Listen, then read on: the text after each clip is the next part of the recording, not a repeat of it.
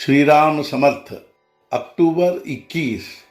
भाग्य ने न समझने वाली बातों का कारण।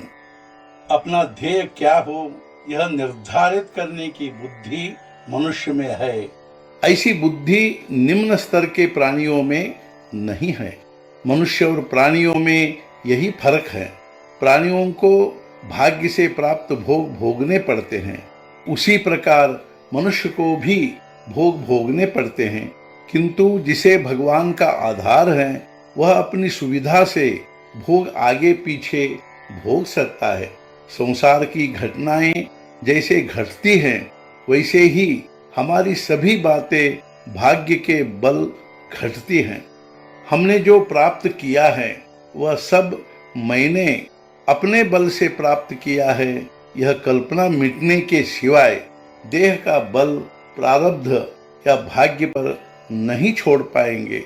मेरा यह सब उसकी कृति का फल है, ऐसा कहने पर क्रिया तो चलती है, लेकिन उसका कर्ता मैं हूं यह भाव नहीं रहता। कई बातें ऐसी हैं कि हम उसकी ओर अंगुली निर्देश कर उसका फलाना फलाना कारण है यह कह नहीं सकते। तब हम कहते हैं कि ये बातें प्रारब्ध के कारण घटी हैं।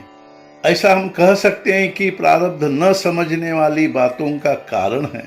संतों को भी उनके भोग भुगतने पड़ते हैं, लेकिन उन्हें देह बुद्धि नहीं होती, इसलिए उन्हें सुख दुख की भावना नहीं होती। व्यवहार की दृष्टि से दवा लेकर भोग भुगतना ही सच्चा मार्ग है।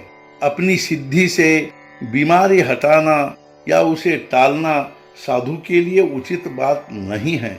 ऐसा करने से साधु की कीर्ति जरूर होगी, लेकिन ऐसा करना न उसके लिए भलाई की बात होगी न लोगों के लिए। मान लो कि एक आदमी रास्ते से जा रहा हो और उसे रास्ते में 10 रुपए का नोट मिला। पूर्व संस्कार के कारण उसे वह नोट उठाने की वासना होगी, लेकिन उसे उठाकर लेने या न लेने की स्वतंत्रता उसे है। इसलिए प्रारब्ध से यदि आ जाए तो उस वक्त मन की वृत्ति कैसे रखे इसकी स्वतंत्रता हमें है, वह प्रारब्ध पर निर्भर नहीं है। भगवान भी जब सगुण रूप धारण करते हैं तब उन्हें भी प्रारब्ध का नियम लागू होता है। हमारा जन्म से स्वभाव यदि बुरा भी है तो उसे निश्चय ही सुधार पाएंगे। जब तक हमारे अंतःकरण में अवगुण हैं तब तक हमारी प्रगति होना बहुत मुश्किल है।